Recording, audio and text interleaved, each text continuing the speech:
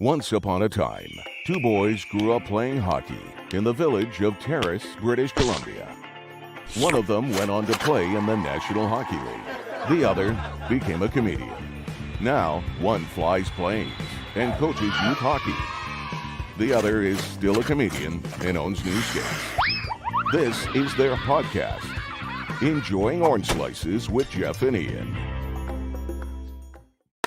Recording in progress. Hello, Jeff. My name's Ian Bagg, and your name is Jeff Sharples. The show is called Enjoying Orange Slice with Jeff and Ian, and sometimes Millard.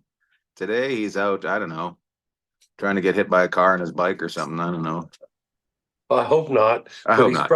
He's probably out on his bike, chirping someone. Maybe that's why he got hit. We say that just before people go, oh, he's been hit twice. Yeah. On his bike. Well, and you know what? After last week, I just started thinking maybe he's been angering some people on the roads with his chirps.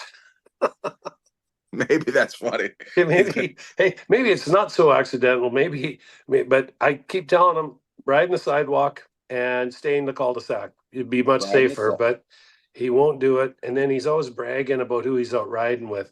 Oh, I was out riding with Bruce Cassidy the other day. I was out with Butchie. I'm like, does he know your record on a bike? Like, what's going on here? So, oh man, does he know you don't have any brakes on that thing?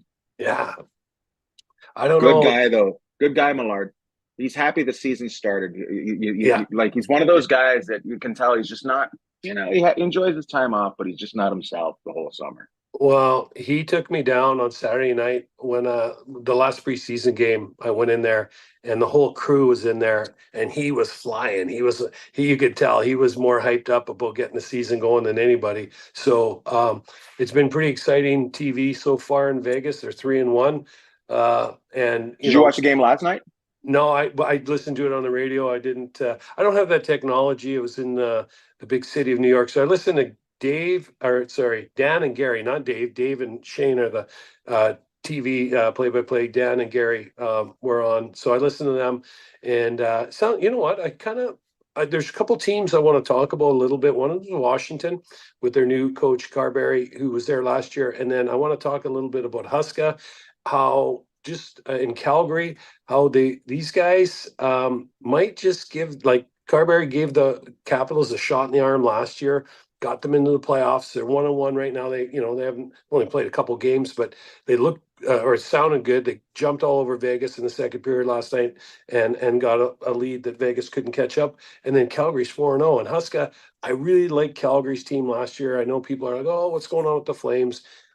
We don't know, how it's all going to play out over 82 games, but I like the direction they're going. And they have enough youthful exuberance in Calgary and some veterans that I think they could be just fine. And, they're off to 4-0. And half the deal, as you know, in life is believing. And Calgary looks like they're believing. And obviously, they're buying in. Yeah, they're buying in. And just to get back to Washington, Ovi got his 700th assist last night against the Golden Knights. So another milestone for him, Ovi in Washington. So anyways, early on, I know, but those are a couple teams that I'm kind of cautiously optimistic about. Yeah.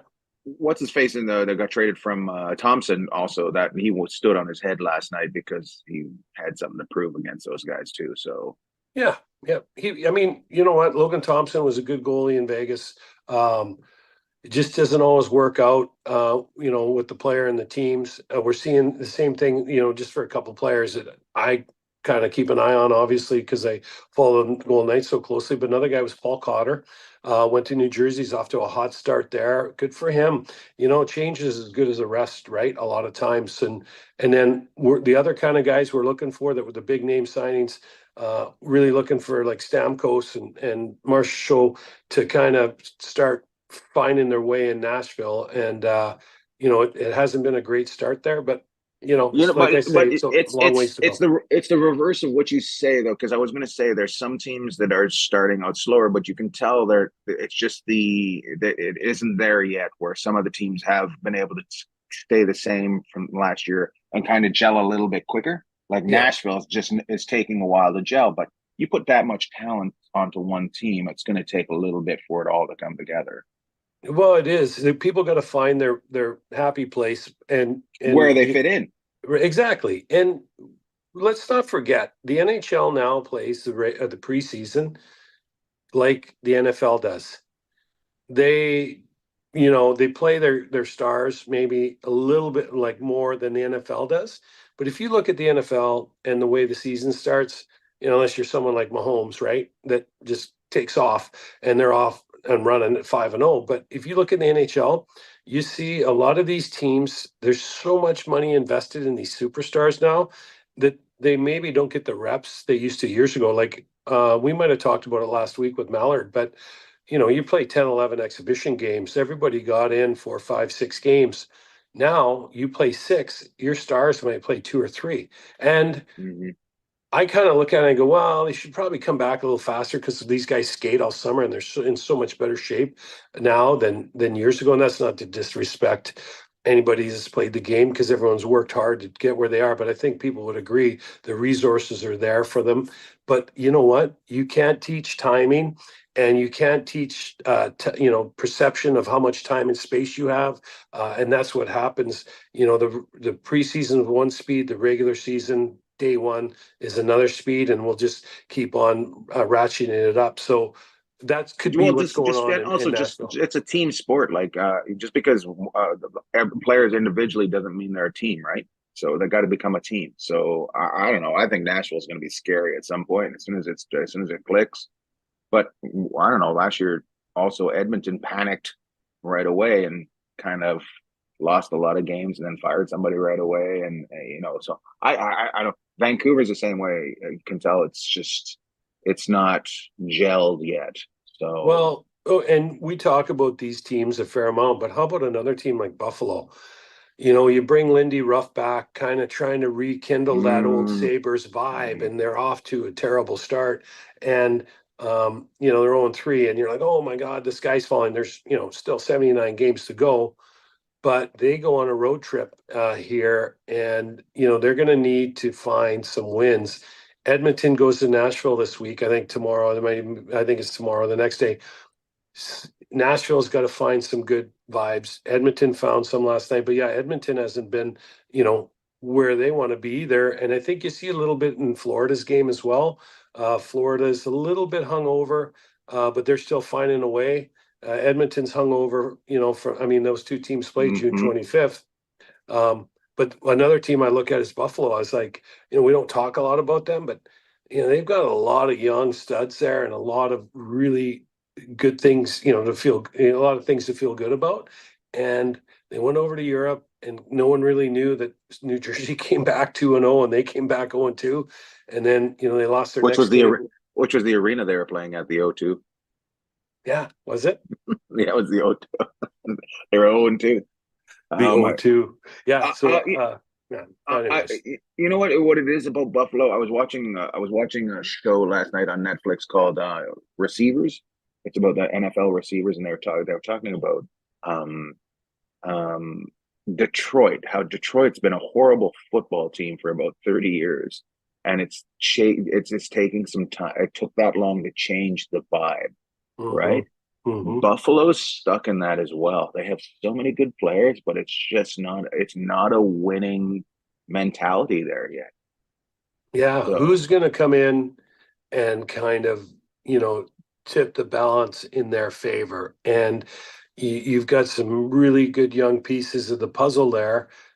I think a lot of times is, okay, who's the veterans do we add in there that have, great pedigree and a winning background? I look, and going back to Nashville, it's funny. They traded this player away from Buffalo to St. Louis, but Ryan O'Reilly. You look at a guy like a Ryan O'Reilly, like you plug him in, he went to Nashville last year, and, they made a big difference. Goes to Toronto, they went around in the playoffs finally, and they get moved to the next level. So Steven Stamkos is a special player in Nashville. And again, here's a guy who's played his whole career in the Eastern Conference, and now he's in the Western Conference. So not only is his family getting used to a new city, he's got to get used to a whole new different way of looking at things. and players that, I mean, he probably hasn't seen a whole bunch in his career that are fired up to play against him. Marcia Show's played in the Western Conference. Expect Marshy to score his goals and get going. And then who's it? Jacobs? Was it Slavin? I think or Brady. Was it Slavin? They signed on D. Slavin, yeah, Slavin. I think Slavin's Brady Shea. I think still in Carolina, but they signed that. I think it's Slavin. They signed anyways. That guy to kind of stabilize their D a little bit. So there might in Nashville too. They could be a little starstruck looking around at these guys that are really well established stars in the NHL. And you know what? They just got to kind of get through this. They play Edmonton. Edmonton or that Nashville's going to get healthy after this game this week as far as feeling good about themselves. We'll see how it goes, but lots going on. Obviously, people already panicking in different cities throughout the league. First 10 games, you gotta figure it out right now, or you're done for the season. But here's the thing about a good start. A good start got Vegas in the playoffs last year. Vegas was, I think, 11-0-1, and then the rest of the year they were kind of a 500 team, maybe not even at times. So Calgary, Calgary, it is 0-1, and then the rest of the year they were kind of a 500 team, maybe not even at times. So Calgary, it is good to start out, but the chances are you aren't going to start out. It's like anything. It's who's good in the first thing in the morning, right? You got to. You know what? If you're not a morning person, then you got to find a way to make it happen when you're called upon, because basically that's where we are in the season. We're kind of early morning, right? And but they're the games I've watched and some of the teams. Obviously, we've watched a little bit more of the Western Conference, but Anaheim looks like they are playing with a lot of pace and energy. They look good. LA starts the season on the road. They're off to a pretty good start. They had a tough loss in in Ottawa, but they start their first 7 games on the road. That's going to define their season. So yeah, it's early, but these points count just as much as the ones do in February, March, and early April. Yeah, so I like it. I like the way it's starting out. Not everybody's going to win. That's the problem. Like, not every team can win, right? So there's going to have to be losers, right? So if you don't see this team starting out strong, that means the other team has to start out strong. So there's no equals. It's not communist hockey. Talking about hockey, because we're talking way too much about it today, but I know. I was just like, we skipped right over top of everything. We went right into hocky. We got lots of time. But we have some really exciting things to talk about. So this will be the last thing on hockey, and then we'll go off and talk about what we really wanted to talk about. But I like. Okay, so here's kind of an overview. First of all, Sidney Crosby. I want to see Pittsburgh do well, because this guy is generational, 20th year along with Ovechkin. So love to see those two guys do well. But really, Pittsburgh, for what he's brought to the league, they've kind of scuffled along last year. So they're off to a start so far. Like to see them get going. Now, on the other side of it, with the Four Nations Cup coming, you see some guys that might be a little bit trying to adjust to their new teams, but also looking towards the Four Nations Cup and be a little bit nervous about where they might shake out, or if they might get consideration for their country, which is, what do we got? Sweden, Finland, the US, and Canada are going to play in this. So you might have some guys that are a little bit pins and needles, and it might take them a few games to get going. But I think once they do, I really think a guy like watching McKinnon the other night in Vegas this guy was crazy. Of course, Rantanen is unbelievable as well, Makar. So these guys are kind of shoe-ins for their teams. But a guy like McDavid, who didn't get off to the greatest start by his standards, boom. You watch these players pull their teams along as we get closer to the Four Nations Cup, and especially guys that really want to play for their country. I think you're going to see maybe not, in October, but you're going to start to see it towards the end of the month, definitely through November into December. Will they make their picks for this team? You're going to see some people pull their teams along, and that'll help drive the league as well, because games that maybe didn't mean as much in November before or early December are going to take on a lot bigger meaning with these guys trying to showcase. And let's not forget, the Olympics are next year too. So all this is going to kind of play into, them also wanting their team to do well. So Absolutely. I'm going to put something out there that's not going to be, might not be liked by a lot of people. We're going to go back to Pittsburgh. Crazy talented player. Malkin, I think, is the laziest guy in the NHL. I see him standing when they get blown out, he kind of pouts, and then he's like, there's no effort into doing defensive stuff with him. And I think but he's insanely talented. I just think I don't know. I don't play on that team, so I don't know. But it looks to me like he just, I don't know, kind of lazy. I think I know you don't like to say anything bad. No, because I saw something the other night. He got this stick knocked out of his hands in the Toronto game and threw his hands up, and Toronto went down and scored. I mean, the worst look in the world for a hockey player. So right. I don't think. But there was another time where they scored and he's in front of the net and he's got nobody. He's just standing by himself and watching.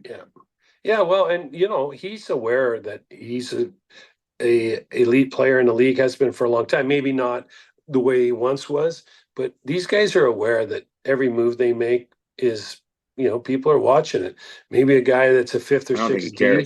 Yeah. And so you see some things, and they re-signed him. And I was wondering, a couple of years ago, was it 2 years ago when they re-signed him, or last summer? I wondered if he might do well with a new change of scene, with a change of scenery and a new place to kind of get the, where the nerves and the adrenaline gets put back in, because those guys have all been in Pittsburgh a long time, and we all expect such great things from them because they've proven time and time again in the past. They've won a lot. These guys are generational players, but a guy like Malkin, you know what? I would kind of agree, probably leaves you wanting a little bit more these days sometimes, but the body language is everything. We talk about that with the kids, minor hockey, all the time. And so I talk with the kids about it all the time. I'm like, you can't just give her you can't do that, because first of all, that's not how, and everybody's been there in life, and I get it, but that's not how you react to a play on the ice for yourself. It affects your teammates, your coach sees it.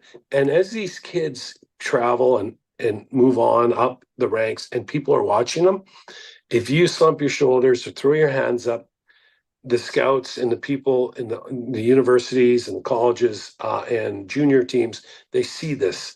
And so, you know what?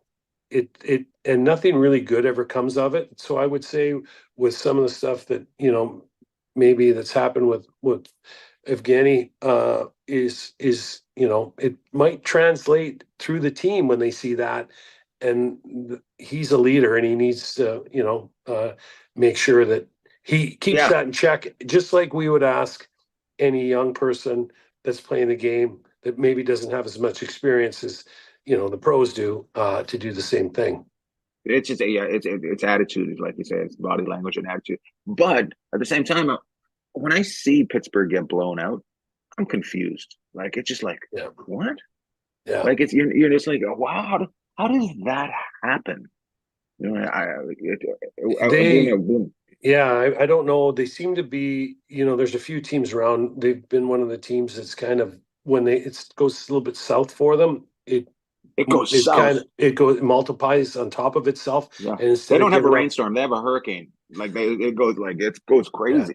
Yeah. So anyways, getting back to this top of it, that they're a team I really want to see do well. Obviously, love Crosby. Want to see Malkin do well. Letang, he still got it. He scored an unbelievable goal the other night. And I'd like, if you look at it, it's confusing. You're right, because Carlson and Letang should be able to control a lot of games, right? Yeah. And Pittsburgh's got a great coach, and they've got those intangibles. it's not easy out in their division. I get it, but if you look around at all the divisions, nothing's easy, right? And so they got to kind of come out of the pile here. I hope they That's can, but we'll that's see. what makes the NHL great. Is it isn't easy. Everybody's so good. That's why it makes it. Yeah. By the way, I'm going to Pittsburgh this week. If anybody from Pittsburgh's listening to this program, Well, don't hey, so wear your it just Malkin jersey and yell at me. I hope the whole front row is all Malkin jerseys. I hope he comes. You can tell him yourself. He's like Just that long. he's the Just that size of a long mountain. face. I know. And that long Well, face. He's got did that. you ever hear the such a long story? face?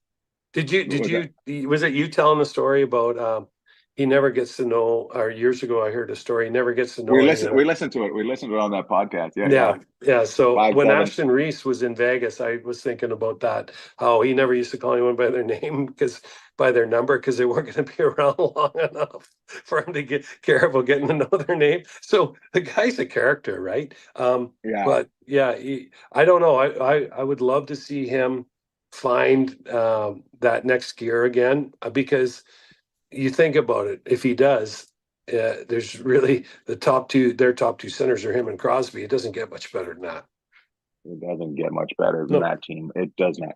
Oh my goodness. Let's talk about the holidays. Can we do are you that? talking? Hold on. Are you talking about the greatest time in Canadian history of all times? I'm talking about the greatest holiday in the history of holidays. Like Canadian you know what? Thanksgiving. It's so great. No one even talks about it because they're numb. They're in awe of it. And we were talking about this week. You just experienced, and we just had last week, and we did it in actually Vegas. We had a big dinner to celebrate the greatest holiday. Where'd you guys go, and what'd you do? Went over to Randy's, and Randy threw on a spread for and you know what? We're not going to keep you guessing. Canadian Thanksgiving, right? Did you guys go Sunday or Monday? That's part of the thing. Canadian Thanksgiving, you can have it Friday, Saturday, Sunday, or Monday. It's not one day. It's a whole weekend. Like, you could go to 8 different meals if you wanted. Yeah, and the reason I think that people, like, we need to realize this again. We've kind of let it slide a little bit. We did it on Sunday, but I'm using Canadian Thanksgiving from now on, and I apologize because it was always a great day, but I'm using it now as the start of the holiday season. So we're not going to start like people like, oh, U.S. Thanksgiving or maybe some other time. No. The Canadian Thanksgiving, which was what? Was it October 11th? So that's what I'm using as the start of the holidays from now.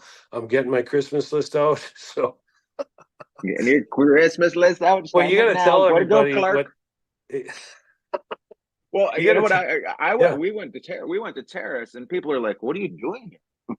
I'm like, "It's the greatest Thanksgiving. It's a great." Oh, I just had a stroke in the middle.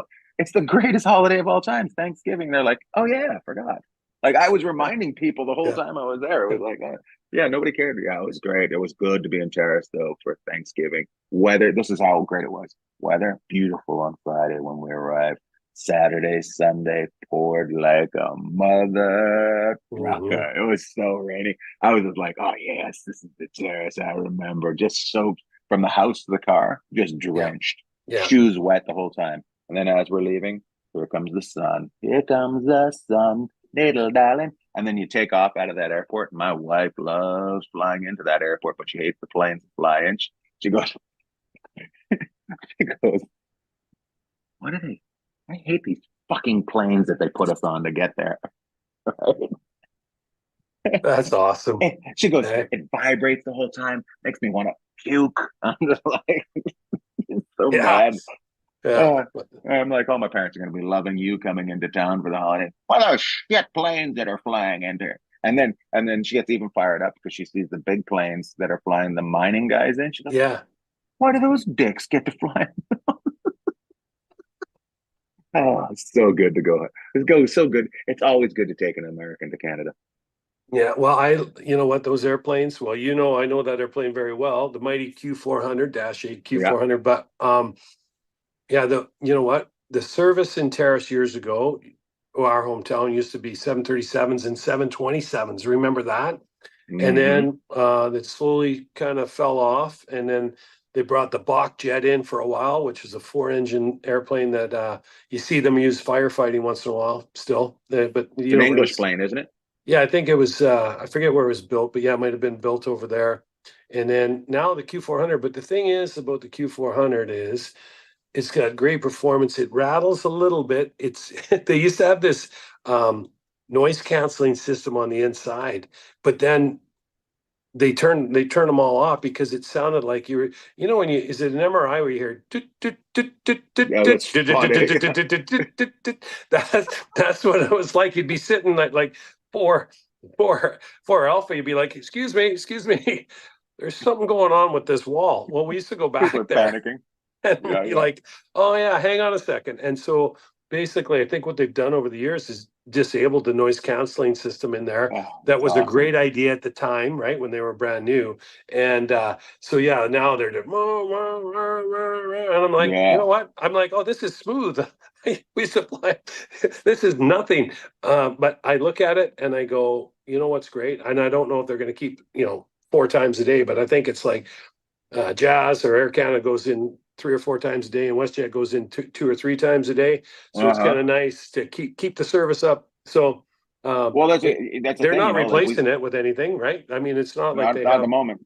no. The late flight out is at 4:30 in the afternoon, and that is a perfect time to leave, right? So you can jump on a plane in Vancouver to get home to Los Angeles by midnight. It's pretty fantastic. It gets even better. I look over, they're doing from Vancouver to Saskatoon on a Q400. Oh, wow. Yeah. I'll tell you, not that you would know this, but I remember back in the day when we were flying them from LA down to just north of Cabo, which is La Paz. We were taking them into Laredo and La Paz, 2-hour and 25-minute block flight time in a Q400. That's impressive. And I was like, people would get off and they just want to grab us and like, we bought a ticket, on Alaska, not on a Q400. I'm like, well, Alaska owns these Q400s. So, but yeah, we used to fly them but we loved it. People would be mad at you. They'd be mad at you. No, they were like, I got a funny story about the Q400 actually. Pete Carroll, the football coach, with the Seahawks and USC for years. So we're in Sun Valley and we did, we're on an overnight there and we did Sun Valley to LA and we walked by. It's a beautiful day. I don't know, 30 Celsius, 85 degrees Fahrenheit, right? Beautiful day in Sun Valley. And it's gorgeous in there. And we walk by and the airplane comes in and we walk by this guy and I look down. I'm like, oh, I look at double take. I was like, oh, that's Pete Carroll. And I'm like, oh, he must be waiting for a private, with his son waiting for a private jet. Well, we get up to the airplane and who boards the airplane? But Pete Carroll. And he looks at the flight attendant and goes, I bought a ticket on Alaska. I thought it was going to be a 737. They're like, nope, this is what's taking you to LAX. So back in the day, we used to a la carte the bags. So because in the smaller overhead bins, the bags don't fit, right? So I know. And, yeah, you know what? And on WestJet, they'll bring it back to you along the side of the airplane still. I'm not sure if Horizon does it or not anymore. They're all RJ jets anyways. But yeah, so we used to tag it. The rampers would take it to the back, and then when you got to your destination, they bring it back out on the ramp for you. And you could grab your bag and carry on, which was great. So here we are in LAX, right? And everybody's milling around, grabbing their bags, and there's Pete Carroll with his son, who's I'm sure in his mid-20s, at least by now, maybe 30, grabbing his bag. And I just thought, I didn't even know if they knew who it was. Like, this guy was a superstar, right? I mean, he's legendary, right? And so that was our story about having Pete Carroll. He's like, I thought it would be a jet, No. So the Q400 is still going. And I'm surprised that with the money he has, I'm surprised he doesn't walk back in and get a private. Yeah, well, you know what? I don't know if he just started with the Seahawks Center or still at USC where they won, right? They won championships there. That's actually where you really make your money. Yeah, no kidding. So, yeah. But you know what happened too is I think just like a lot of I don't know what the replacement is. I guess the 7, these are all 70 to 76 seat airplanes. So you see a lot of regional jets that are probably, the replacement for them, but it's just a matter of these companies probably haven't paid off, and they go up That's and what down every that's day. the next. Yeah, So that's yeah. that's our Question for you. Why don't they do the a la carte anymore? I noticed nobody does it. Yeah, well, WestJet will do it if you ask them. But yeah, I think it's just probably, they're like, it takes Time. time. It's easier for us to take your bag, take it and check everything. Then we don't have our staff running back around the airplane, bringing your bag, or, you on the ramp, raining, icy, really hot, waiting for your bag, right? That's what I'm Okay. guessing. Yeah, just All right. kind of a staffing issue, but also I think the airlines probably look at it and goes a bit of a safety issue. It's like people on a ramp at an airport are like people on a boat ramp. Like they lose it, right? You watch people and do stuff on a boat ramp. You're like, I've never seen that before, but that was interesting. The same thing on an airport ramp. People are out looking around like, oh my God, what's going In the on? props. What's that? In the props. Yeah, you know what? You got all kinds of noise. You got all kinds of stuff spinning, jet engines. It's not a great Yeah, environment to they want have to get people people. right out of there. Yeah, you I don't love it, want and them there. people really aren't. So when we got on the plane from LA from Vancouver to LA, there was two guys sitting in our seats, and I just said, "Hey, are you guys DNF?" Just because I always check, because make sure it's not overbooked, right?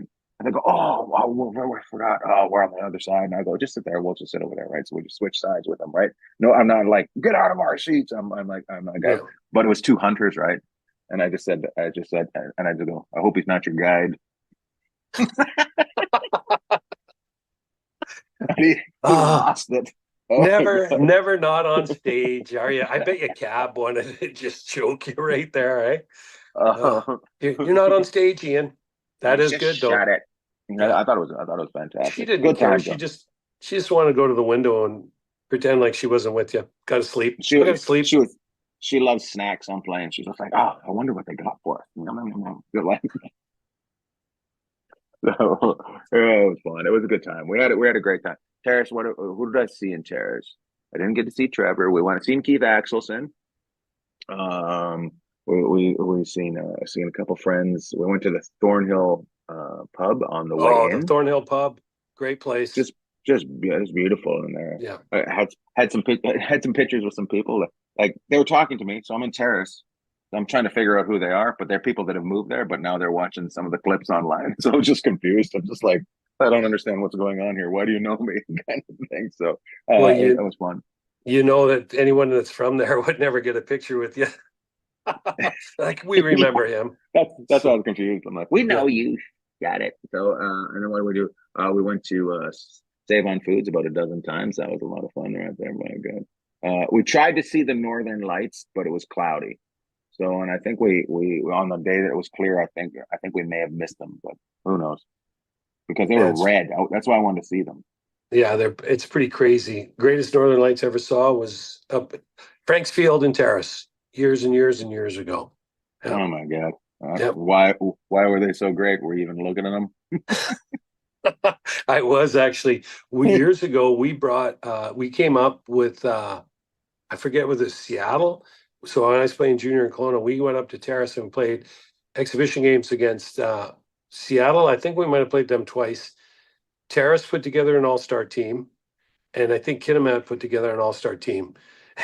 And I don't know what these coaches were thinking back in the day. They came up and it was a great. The place was packed, right?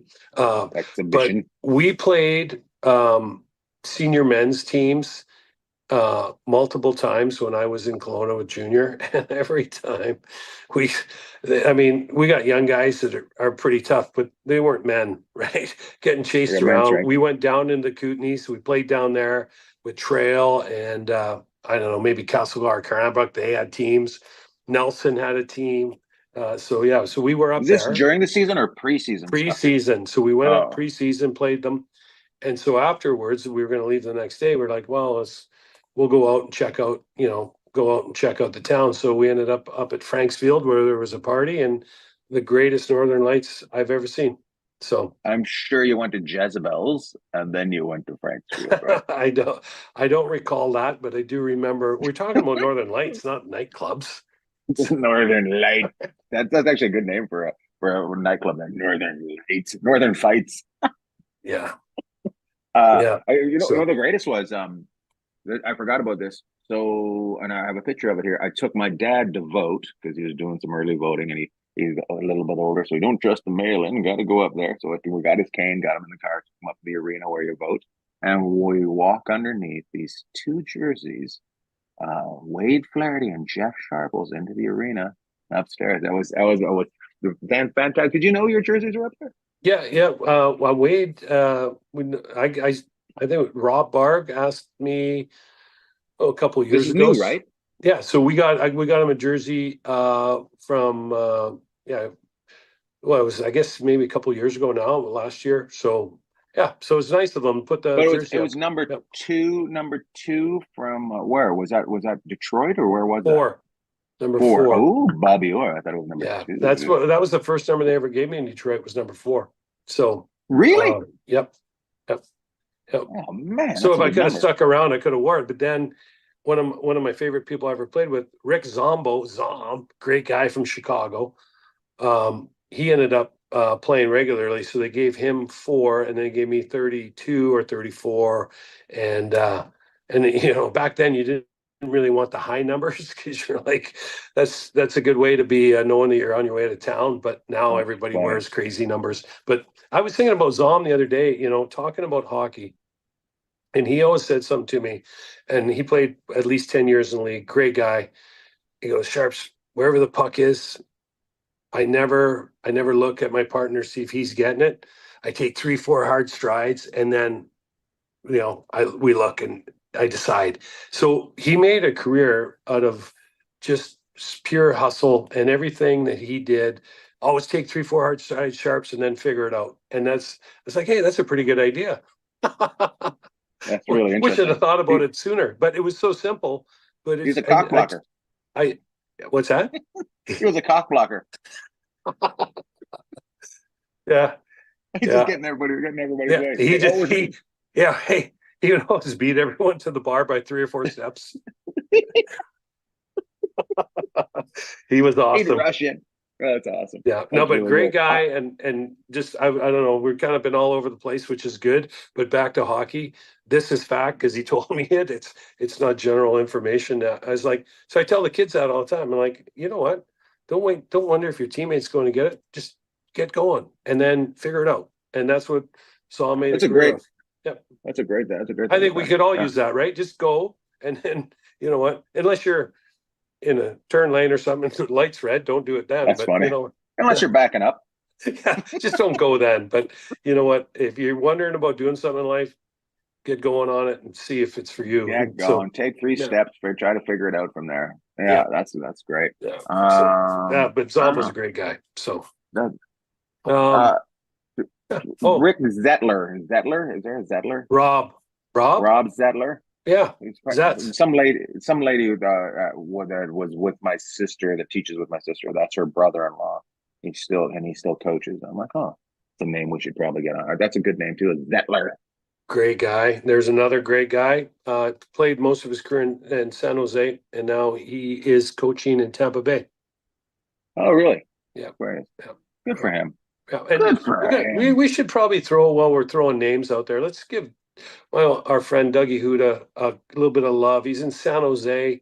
Got picked up by San Jose in June and watched them play the other night. And the Celebrini kid, I go, hey, Hoods. He goes, he's really, really good. So we watched him the other night, and he was really, really good. But he's had some kind of injury, so he's back on the shelf again.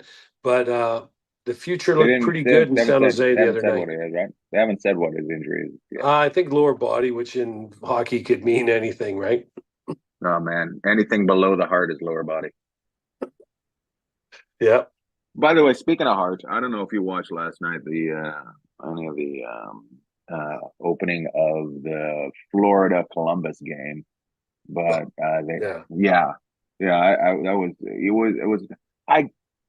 you just want to go over there and grab his dad and give him a big hug, right? You're just like, oh, his dad just looks so. But I bring it up these guys that are letting them come out and skate, like they let them come out and skate in Philadelphia and in Columbus. It's pretty cool. It's Yeah. like it's different, and it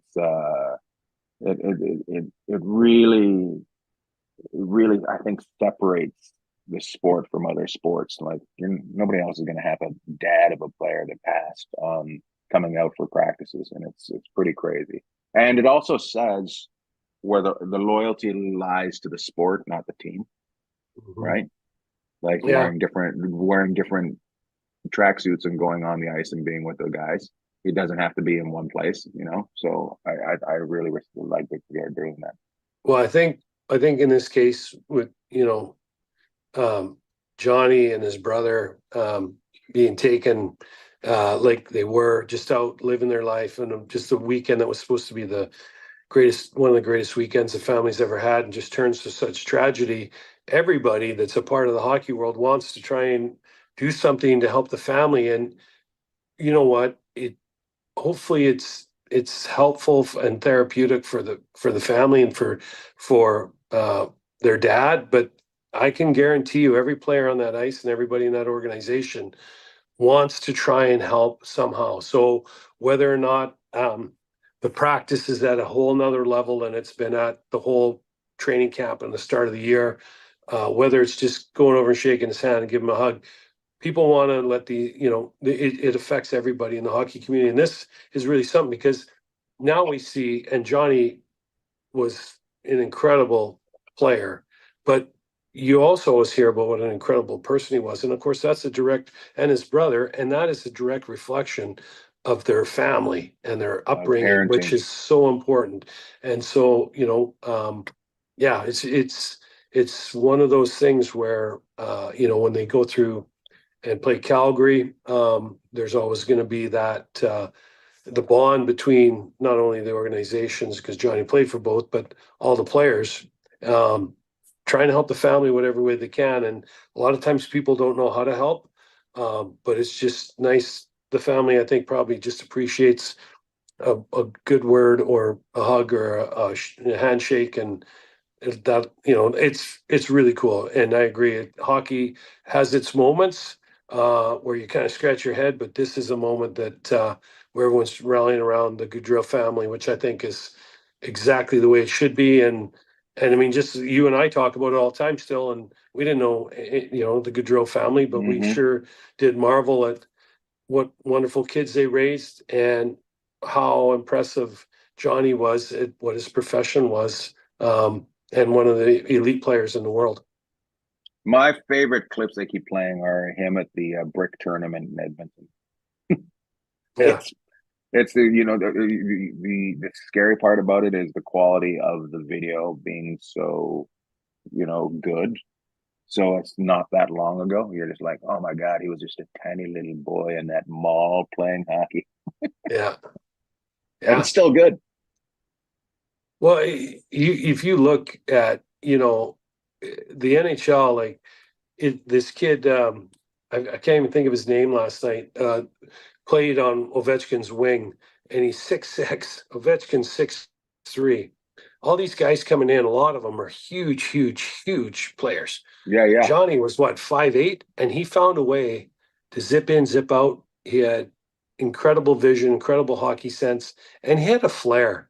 And I think that affected a lot of people, but you also saw what's a good guy he was, and so yeah. So I'm glad to see the dads out. I'm really happy for the dad to be out skating with them, because I can't even imagine the time that the family's going through right now. So hopefully he's enjoying his time on the ice, and it maybe is treating it, as be able to clear his head for an hour, Right, exactly. That's what it is, Jeff, is being able to just disappear from your own thoughts for a little bit. And that's what they're giving them. And I think people need that more. Like everybody needs to be able to like find your thing that just lets you escape from your brain. Because your brain can talk to you a lot. So find your space.